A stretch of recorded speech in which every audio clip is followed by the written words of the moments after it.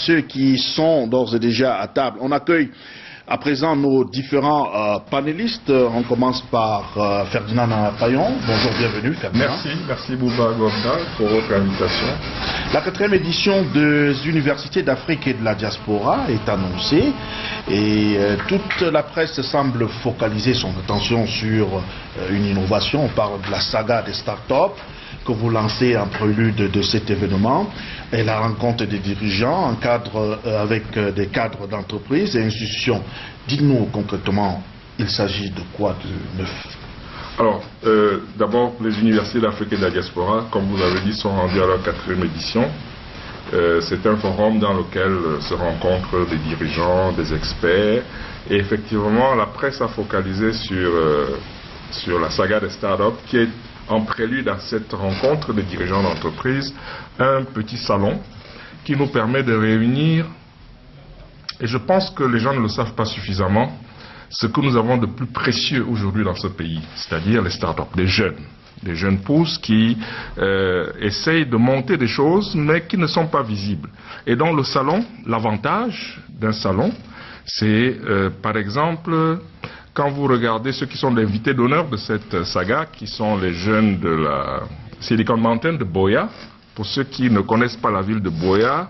si vous allez à Buea, il va vous être aujourd'hui difficile de faire 200 mètres sans trouver un appartement ou un studio dans lequel il y a des startups, des jeunes qui se mettent ensemble et qui pensent à beaucoup de choses. Et donc nous avons pensé que, comme ils ne sont pas connus, comme c'est le cas en général de toutes les startups au monde, il fallait leur trouver un moyen, une vitrine, et la meilleure vitrine que nous pouvons trouver, c'est de leur permettre, dans le cadre d'un salon, de rencontrer les médias, par exemple. La preuve, vous dites qu'ils sont tous focalisés sur ce sujet, de rencontrer les médias, permettre aux médias de faire en sorte que les gens sachent ce que les Camerounais sont en train de faire, qu'est-ce qu'ils peuvent apporter à notre pays aujourd'hui. Deuxièmement,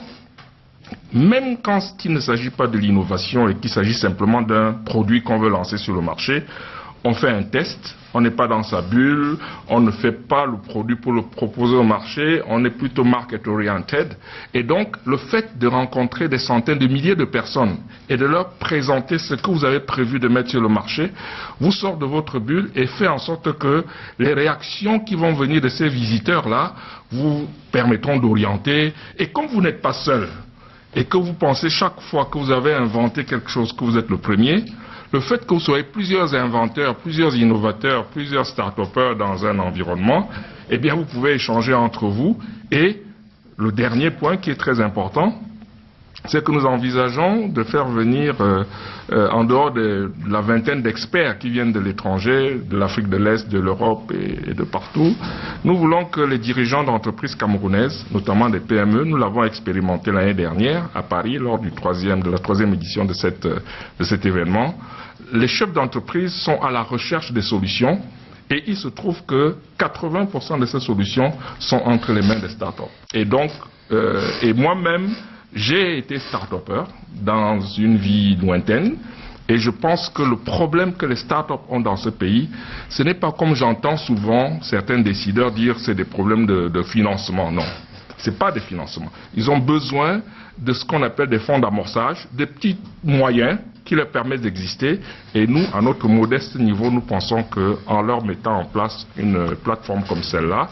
qui aura lieu à Douala en octobre, précisément le 27, pendant 3 jours, ce sera vraiment la saga qui permettra aux gens de voir et aux jeunes de savoir si eux, ils peuvent avoir des débouchés dans ces métiers.